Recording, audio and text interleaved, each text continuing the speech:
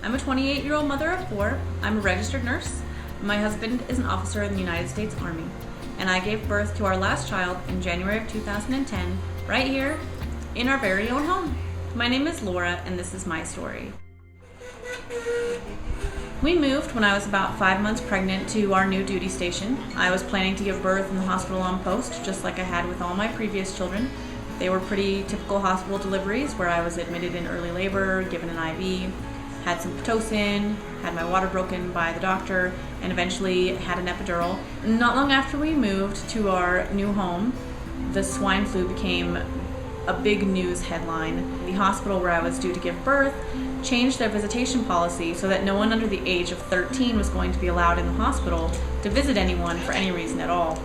As a nurse, this made me feel very nervous. I just didn't understand. I felt like if it wasn't safe for my 10-year-old to come and visit me in the hospital, then how could I trust that it would be safe for my newborn? I began to feel the need to look into other options for the birth of my baby. My husband, during this time, was away at a training school for the Army.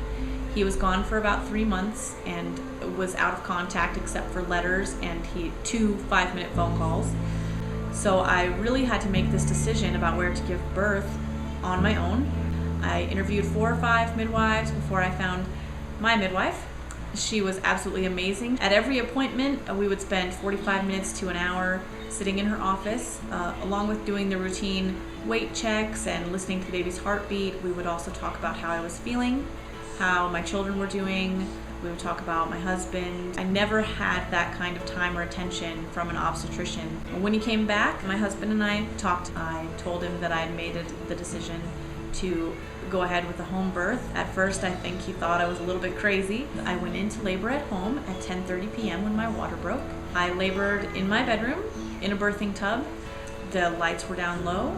There was classical guitar music playing in the background. Everyone was calm and quiet. I had complete physical and emotional support throughout my labor.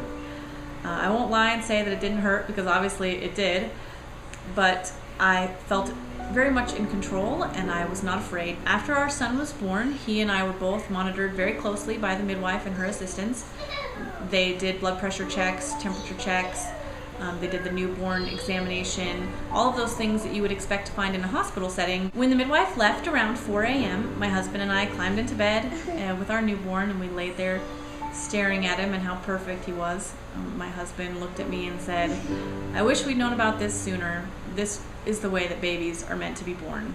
In the morning, my older kids came tiptoeing into my room with all the excitement of Christmas all over again.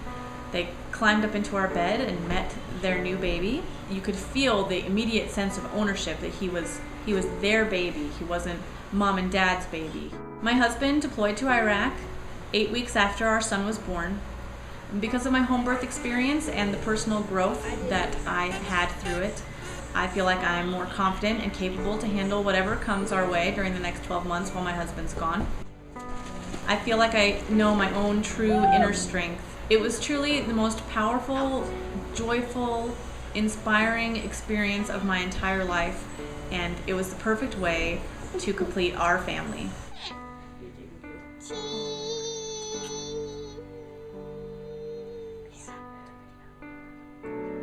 Her story. Real moms, real stories. Tell us yours in the comments below and we'll produce and feature the best ones.